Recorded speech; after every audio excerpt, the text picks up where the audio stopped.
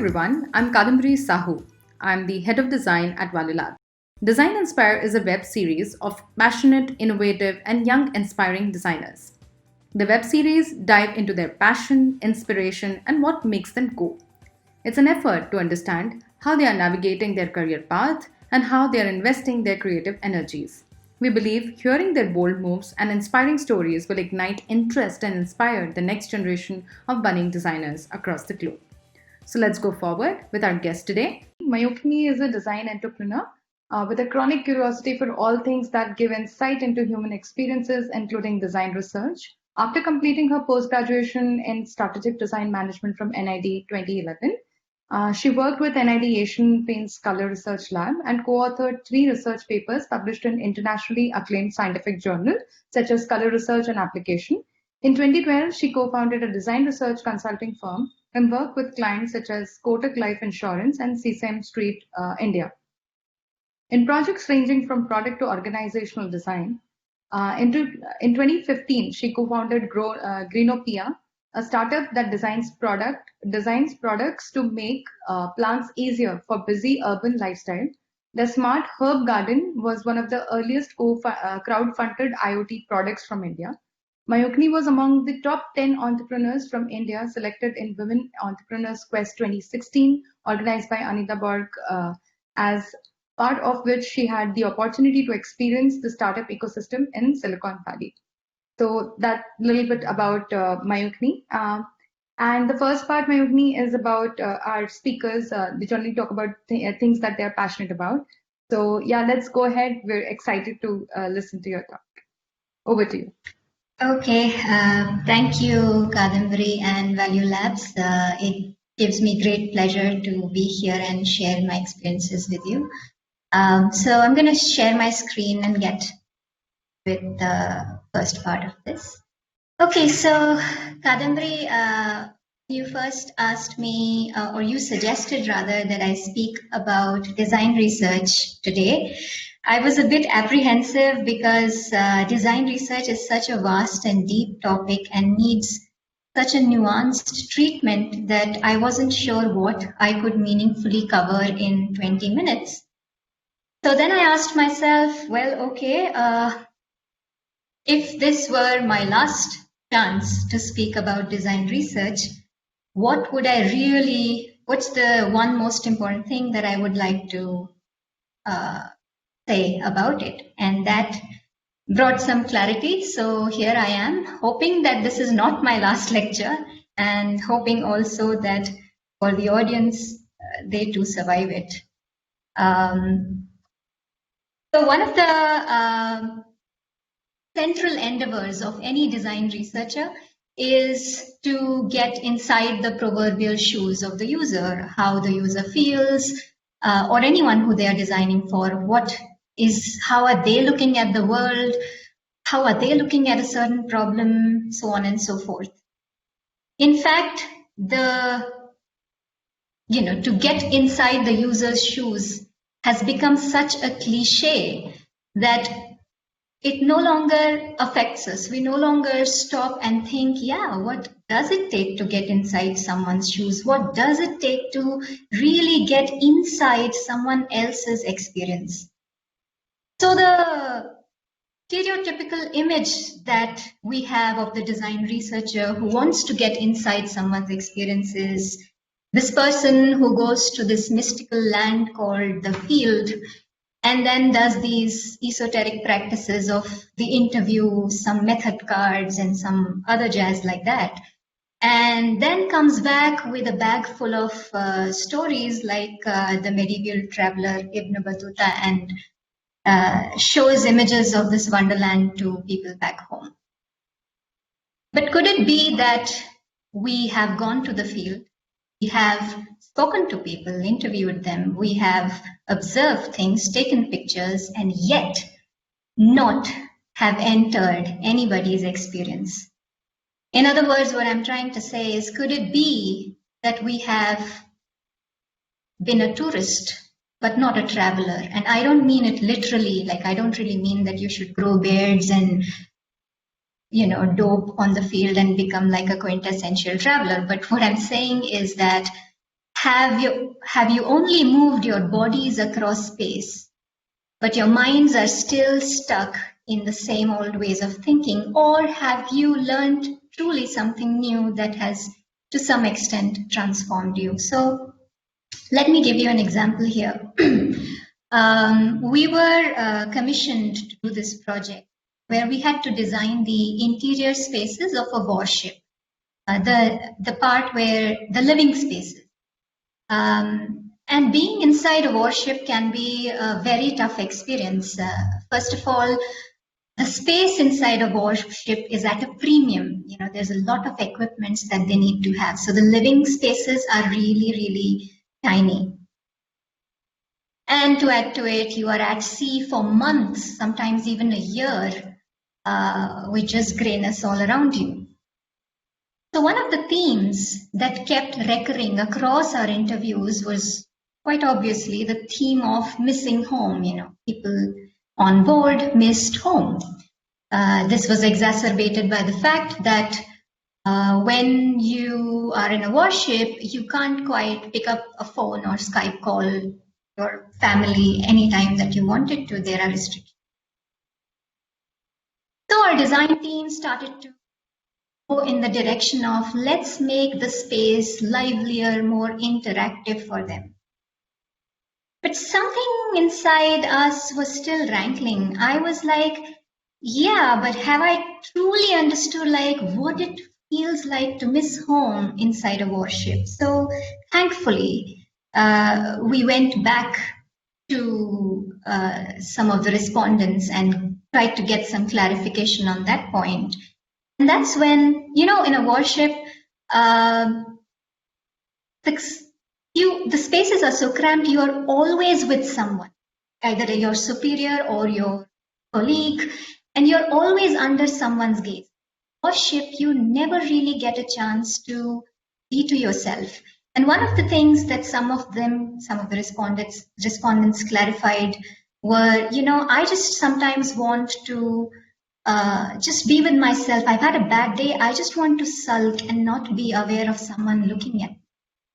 And that was a revelation which sort of moved our direction of design to, okay, maybe the spaces need to be livelier, but we also need to factor in, you know, creating spaces of solitude where one can feel like they are only with themselves. And this is where I think the one most important thing, which hopefully not the last lecture, is the concept of a frame.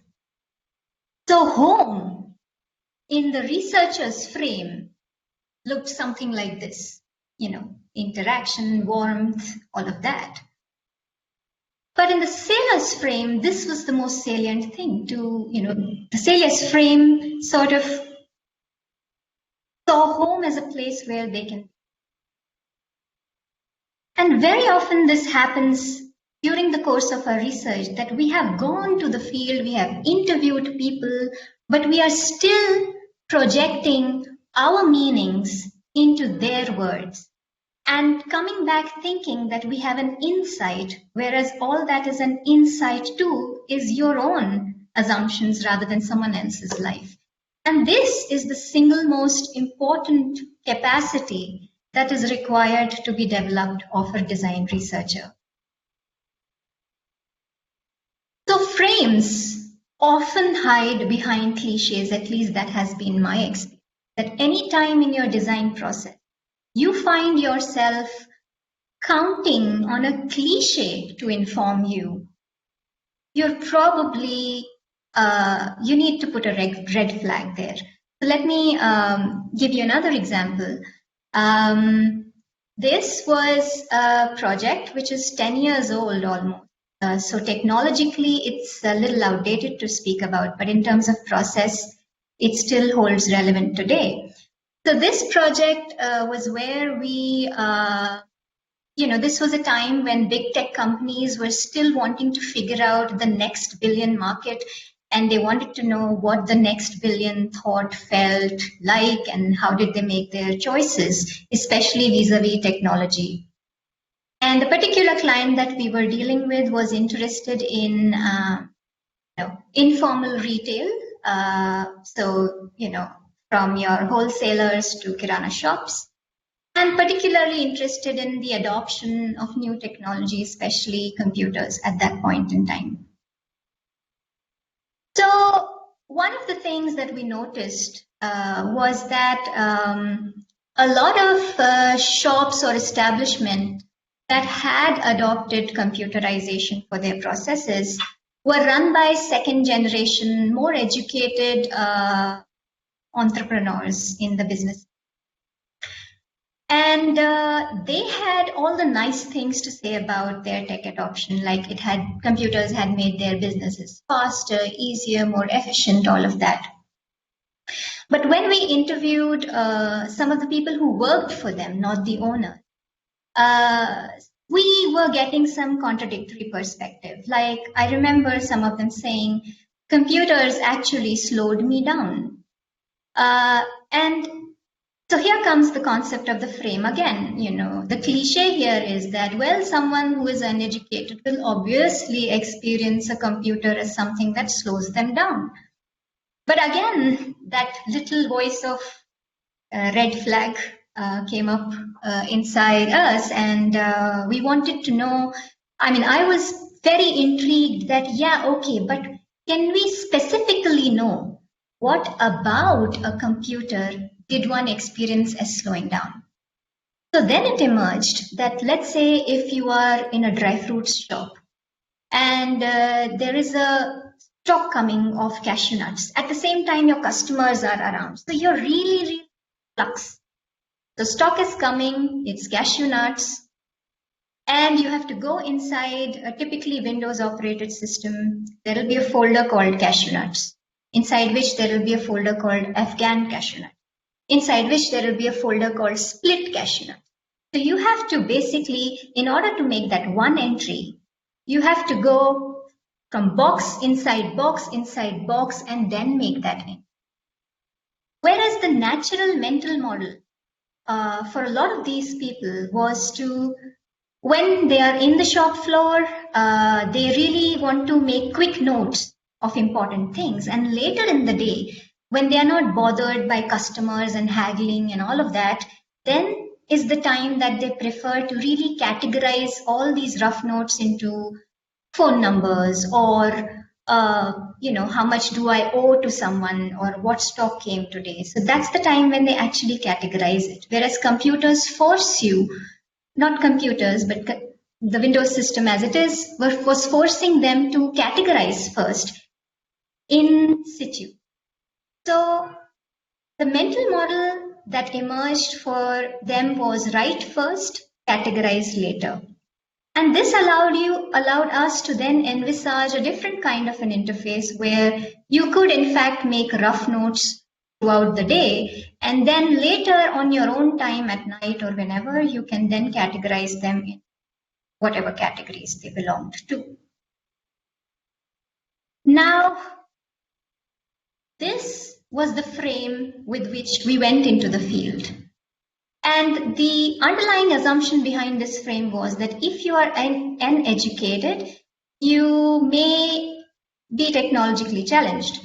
But that changed to this frame, which is that you are differently educated. The technology is designed to favor a certain mental model of the files and folder, which began in the West. That's their way of organizing, which we have adopted. But a large part of indigenous organization does not work on that mental model. And so that sort of an insight could only emerge because we did not settle with the cliche, thankfully. So if frames are so important as a design researcher, is it something that you're born with? Is it a natural knack or is it cultivatable? And the answer is that it is cultivatable very much. And there's a lot that you can do to cultivate this sort of a frame awareness. But because we don't have much time and this is my almost last lecture, I will only speak about 3 things that I have found most useful in my experience to do that. So first is, before you start out on your research project, it helps to write what is very grandly known as the autobiography, which basically just means that, let's say you are designing, your project is about designing an online retail experience, for example. You would ideally write down all your thoughts and feelings and experiences of online retail, and I would recommend of all kinds of retail. So it might run into a few pages. And then you would take a step back and see, what are my assumptions? What are certain patterns that I see in my autobiography? And that will make you a little more aware of what is that frame that you might be carrying onto the field. It will influence your interpretation. Then during research, while you're in it, interacting with people, there's a lot you can be aware of, but you really need to be aware of your language. Are you using leading language? So for example, if in the sailor project, I had gone and asked, you say you miss home, must be missing uncle, auntie, mommy, papa, everyone, no? And then the sailor would say, yes, yes, I miss everyone. And then I would go and say, I have an insight. Taylor said, they are missing all kinds of uncles and aunties at home, so we need to create that kind of an environment inside the warship.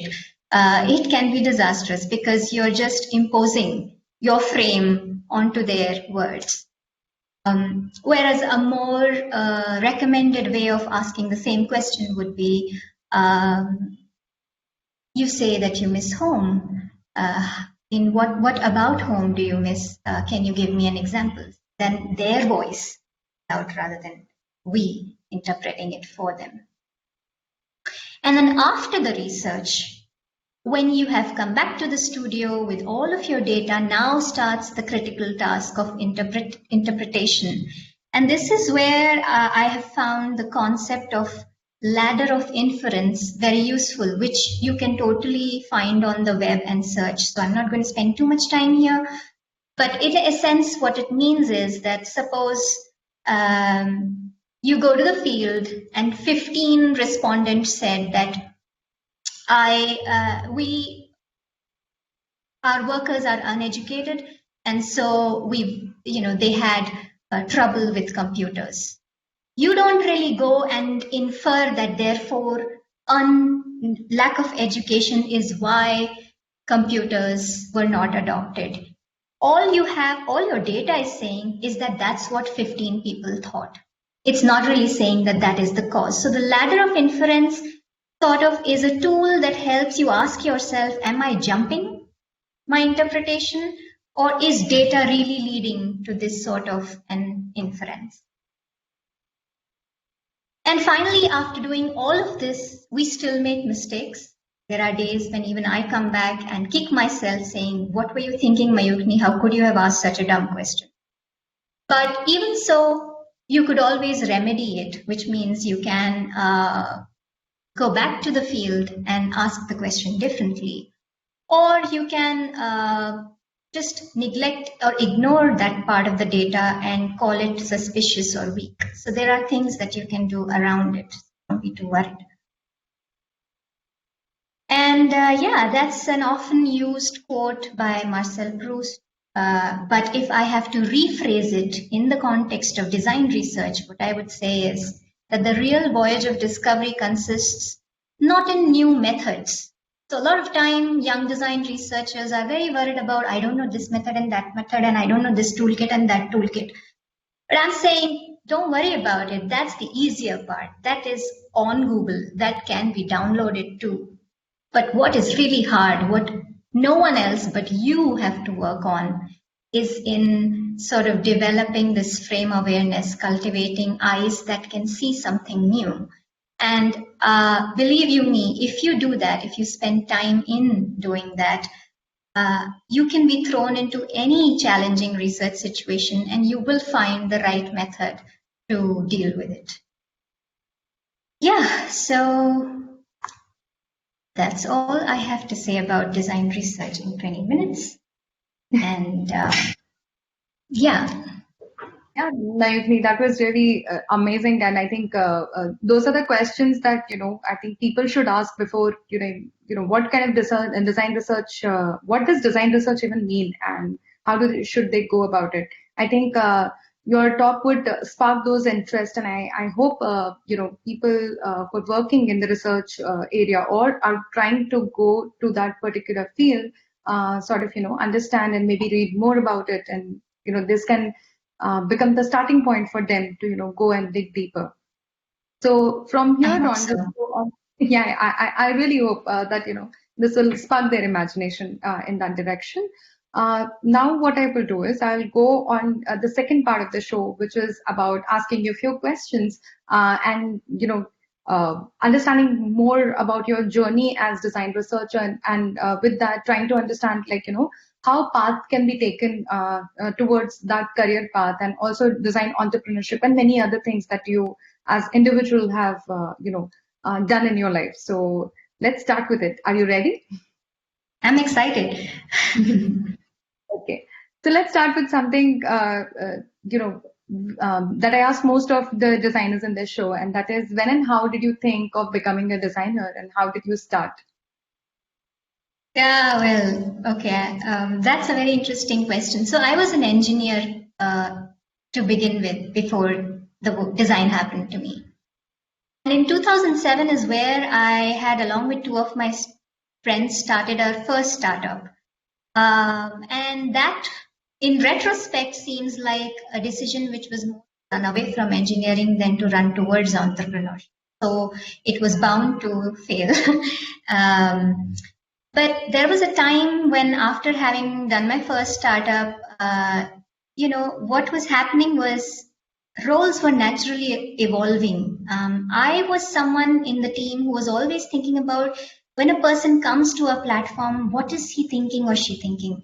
Whereas one other of my colleague was thinking how to sell this. So our roles were naturally evolving, even though we didn't know that is marketing and what is, and eventually everyone followed that same path. Around that time, I was also dabbling in. I thought, if engineering is very left-brained and not my thing, let me try something very right-brained and very creative. So I joined theater, amateur theater. But even there, I felt like I enjoyed it, but there is this middle path which I was not able to find. And then, on a random impulse, I went to an unconference where I met a couple of speakers who seemed, I don't know what I thought about them, as someone who will have answers to my dilemmas. So I accosted them after their talk, said, "Can you help me out? I have this existential crisis, what to do with my life." And then they were kind enough to sit with me. And one of them said, who is now a good friend of mine, he said, "You sound like you should check out NID." And until that point in time, I thought design was fashion because that was my exposure. And I was like, no way, I am fashionable. But uh, then I checked out the website, and just the description of it felt right. It felt like this is where I might find something that's me. So in that case, how did you go about choosing the field of strategic design management? Yeah, that is interesting. So by this time, I had realized something about myself, that I liked, there was something appealing about being more of a generalist. I wanted an open field where I could explore rather than be pinned down very early in my life, because I was not sure what I wanted. Like, if I Yeah. knew this was my passion, I would have pinned myself. But I didn't.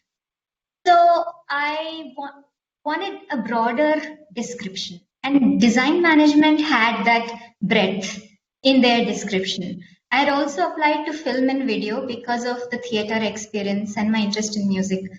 But and I was fortunate to get a call from both. But I had to choose. Even in the interview, they asked me, "What would you choose?" They do that, and I was told that when they do that, just tell them your honest truth. So I told them that I would prefer SDM because I was still not sure if I wanted to be, my medium. I didn't want to freeze it. yet.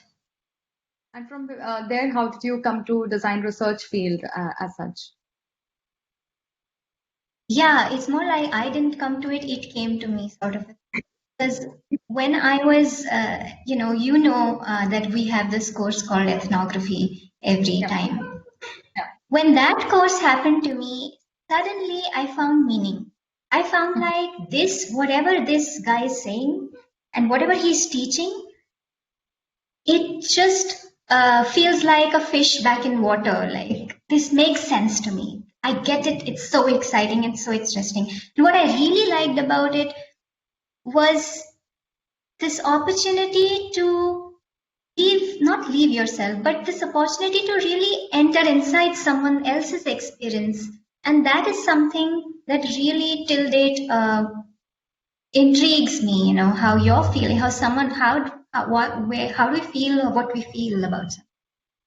So, design research started with being deeply interested thanks to the teacher who taught me that.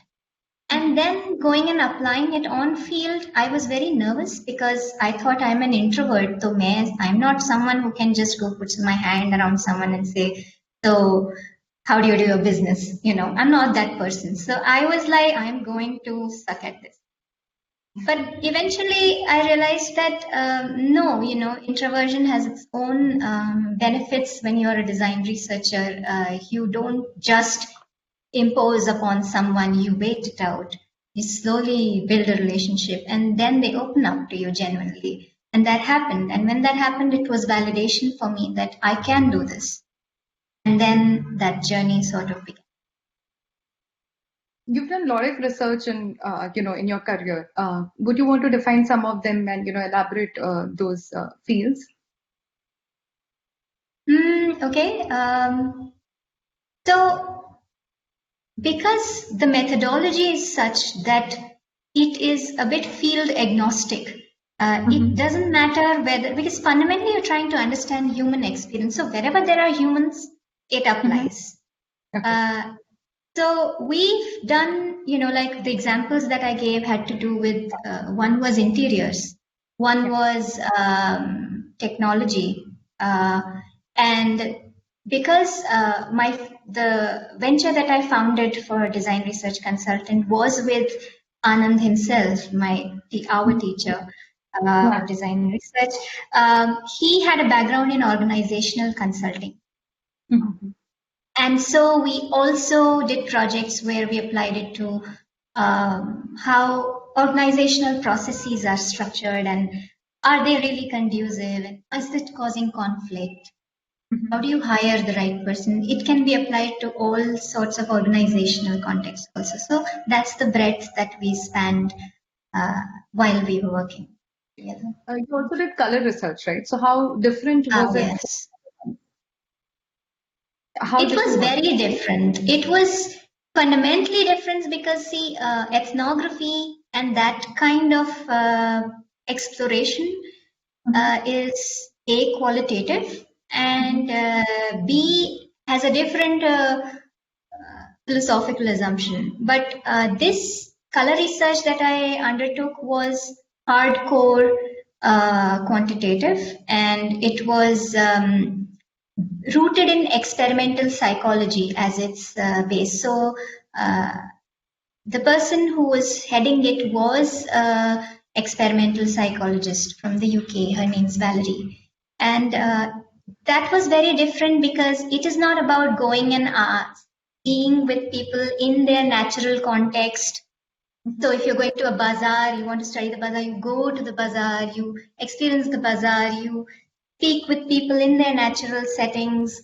So it's like that. Whereas this is very lab environment, controlled environment. What you're trying to understand is operationalized into a measurable parameter, and then you run stats on it. So this is a diametrically polar opposite experience to ethnography. Yeah. And did you like it? I mean, how was the experience in that case? It was great because I think if you want to know black, you have to know white. And with that intention, I entered that project, that I know this side of the world, but until I know its polar opposite, I will not truly appreciate either. So it was also great because the person who was leading this lab was very good at her job. So every time you find someone who's so conceptually clear that they make the subject interesting to you, it's and that happened with me on both counts, both You with feel ethnography and that. sorry. You also have been entrepreneur, right? And there's quite a journey. So, would you like to share your experience with us on entrepreneurship? I mean, in what sense? In terms of, let's talk about like how did it feel to start, a startup and then follow it up? How did you go about setting it up? So in our case, what happened is my co-founder Mani, I knew him from NID, Okay. and he and I would often collaborate on very side weekendy projects. And he was also someone who would generally discuss his projects with me. So one such idea was let's put sensors in plants one day. Just take there, let's see what happens. It will be fun. I anyway kill my plants, so if anything can help me, like keep my plants alive, it's great. And there were two other colleagues of mine too involved in it. And then we made it. We made it. We liked it. We applied to a design contest, which was an Indo-Russian design contest, MTS in Avatsi. And to our own surprise, we won it. They're like, acha. So we went and presented this in Russia. And there we had people coming and asking in an exhibition, are you selling it? And then I was like, do you want it? People want this thing. Okay. So why don't we make 100 units of it, 100 being a very arbitrary number that came to mind. And let's just see how people react and respond to it. How do they engage with a product like this? But in order to make 100 products, you need money. So we crowdfunded. That's how it began.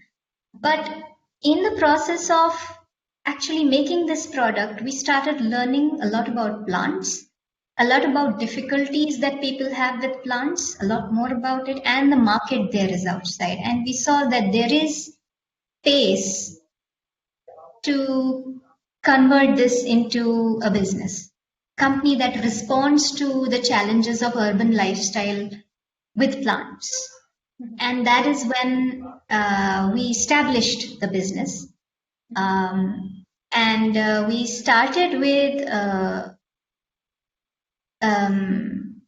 self-watering planters, and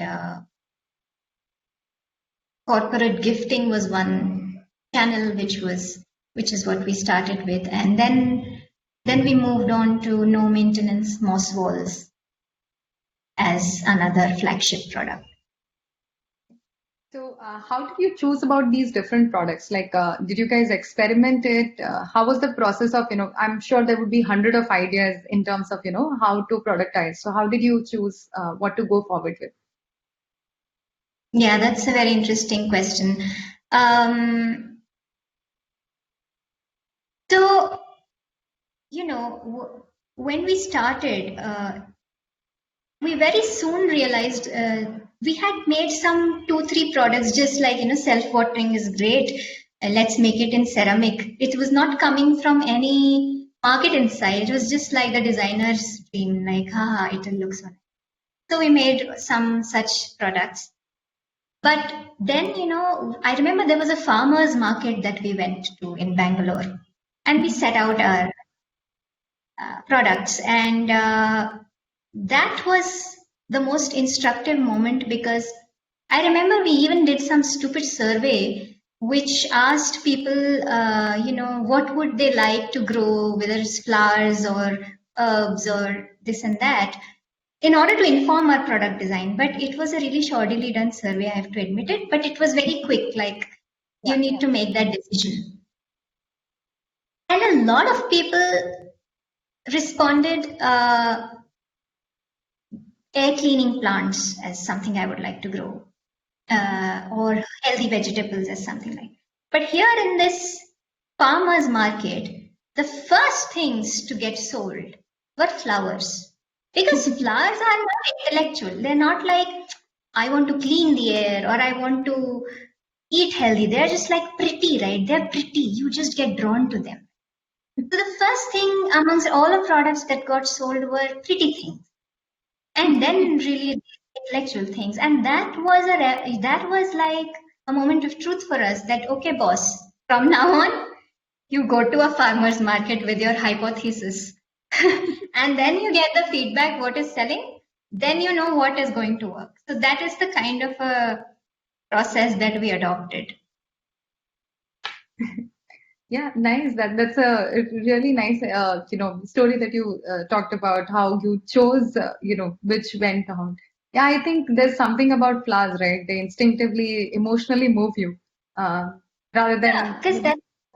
Yeah, so that's another lesson to me as a researcher. What I learned there was when you're asking people about things by breaking it down, right? yeah, But yeah. the product is a whole experience, right? You don't see कि इसका ये part अच्छा है, वो part अच्छा है, and then I'll adopt it. It just, you see it as a whole and it appeals to you. And aesthetics is something we don't like to admit to a lot of time because it's not intellectual enough in some people's eyes. But in product, it just works. So that's something that we've done. Even otherwise, even in corporate gifting, when we made our brochures, then brochures would be the first point of getting a feedback as to where there is interest and which product is not getting interest. Then we would drop those products or park them and only focus on products that are getting interest. That's the methodology that we are on. Really nice to, understand how did you guys, because I was very intrigued because I'm sure there's so many plants and there's so many ways of doing these things. How do you go about choosing just, few of them? It's quite, I think. From here on, And then, of course, Mhm. sorry. No, And please then, go ahead. of course, there was the other heuristic of you're designing for busy urban lifestyles. So anyway, your plant choices shrink. It's not like you can give people very delicate plants. You need True. to give a balance between hardy plants and pretty plants. That was the thing that, again, prevented us from going wide. Yeah, I like the way you said pretty plants. It's like, Yeah. from here on, let's steer the conversation towards inspiring things in life. So what are the things that inspires you? Oh my God. There's a lot of things. Like I get excited on many myself. So yeah, What inspires me?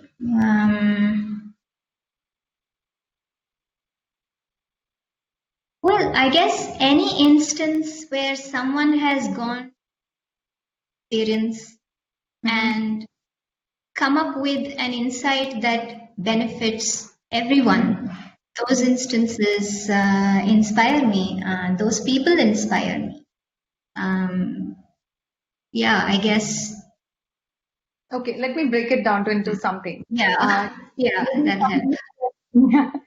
Some Yeah. inspiring books or favorite books that you might want to recommend to maybe either anyone or be a young budding designer. Let's take it that way. Yeah. So you know what the thing is that though I'm a designer by profession, Yeah. the books that have inspired me are not design books. There's some very strange, sort of tangential, but then you find a way to integrate those things into your design. So,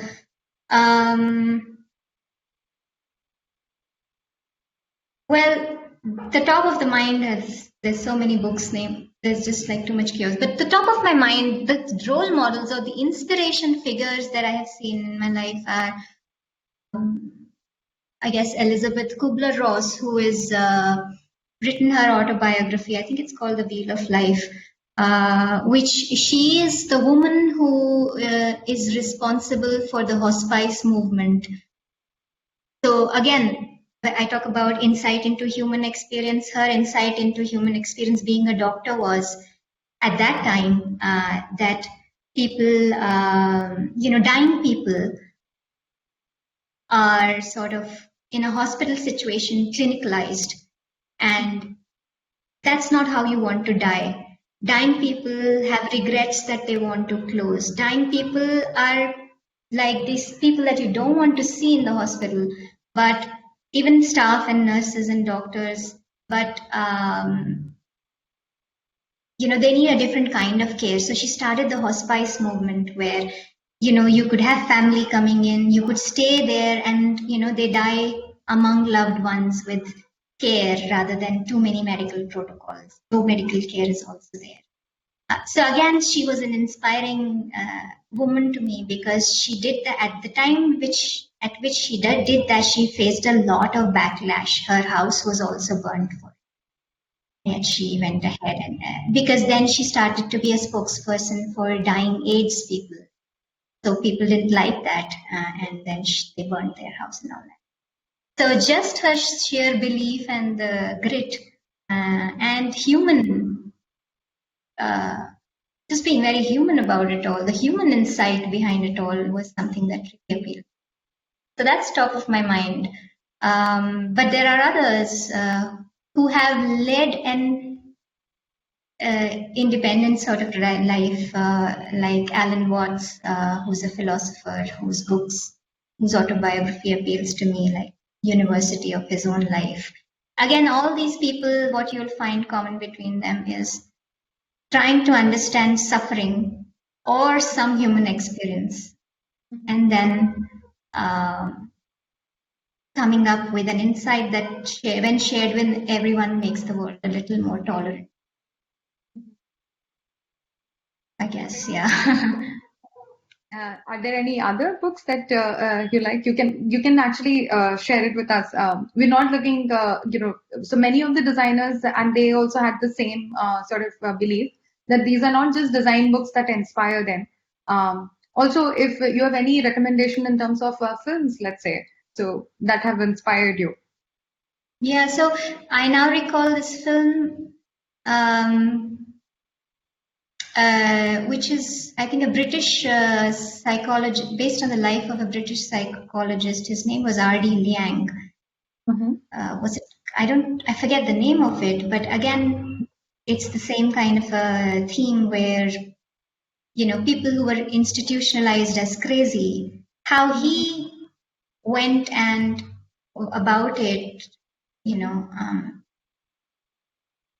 dealing with everyone as equals, and then being able to break that ice wall between them and heal.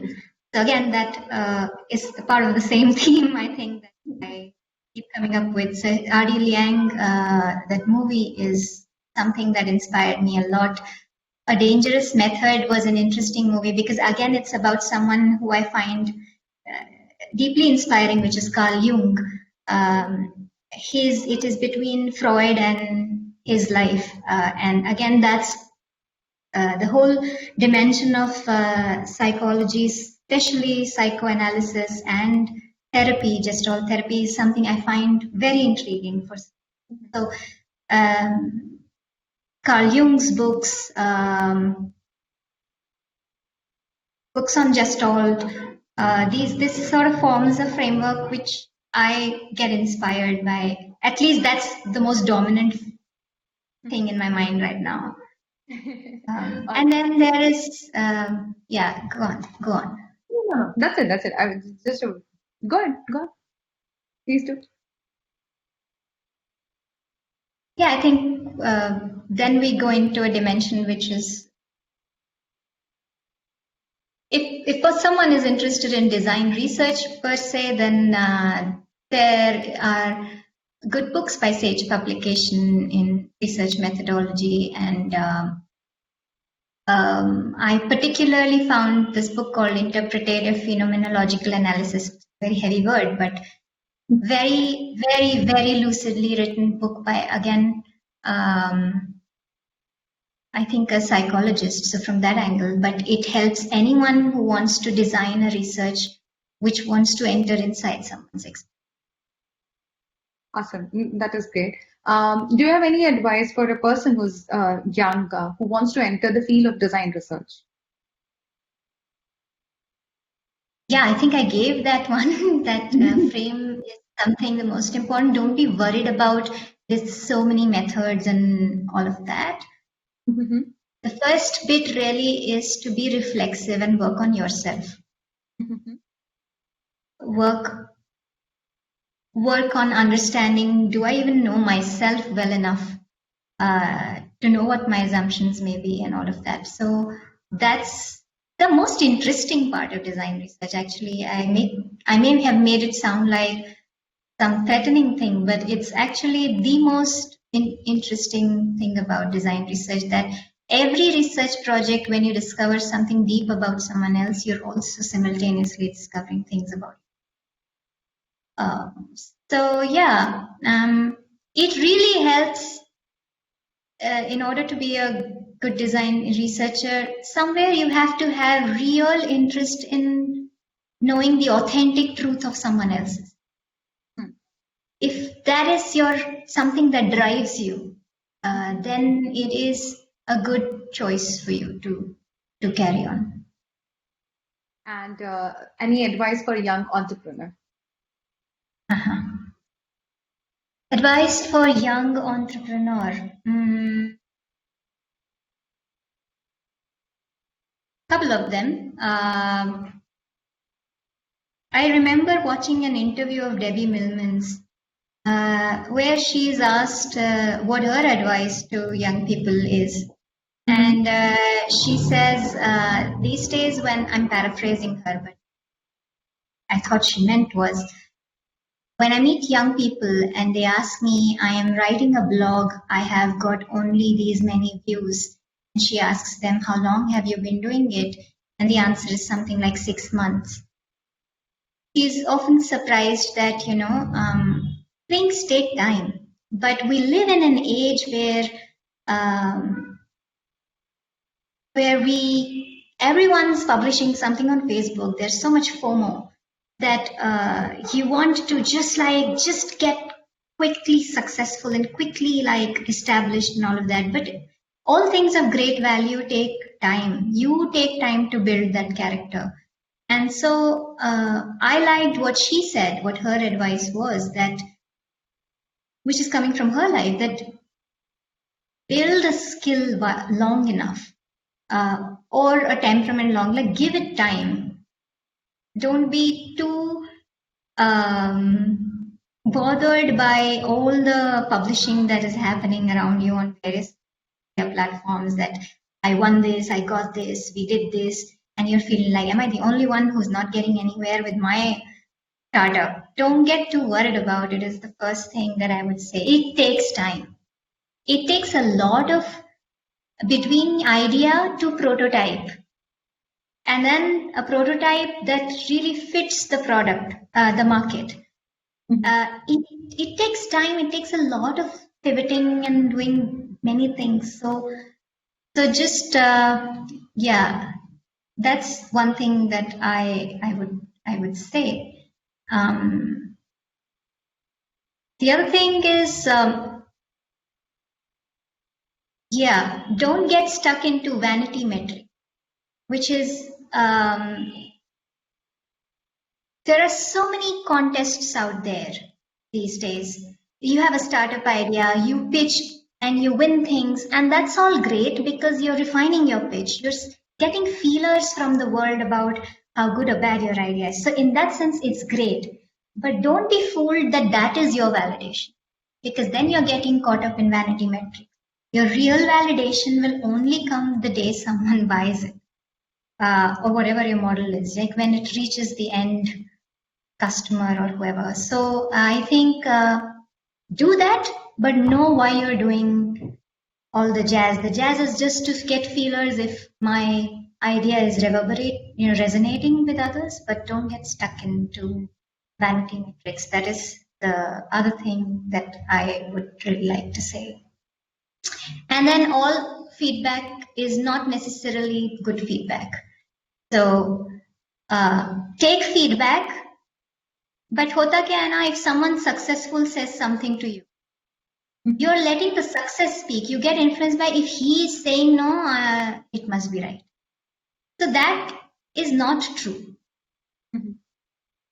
So respect all feedback, but then in the end, you are authority to decide what's right for you or not, what is right for your business or not. So don't think anyone else has the answer.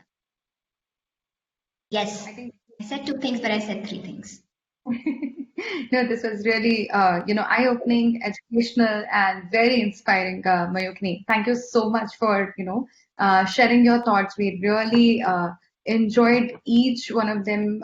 Your life process, how you went through your life in terms of, doing design research and entrepreneurship and bringing all those things together and, speaking with us and sharing with us was really, really great. Thank you for doing that. And from our end, from Value Labs, this is a very small token of love and appreciation. Thanks for inspiring, and that's why we're also conferring a seal of inspiring young designer from our end, just as the love and appreciation. Thank you so much.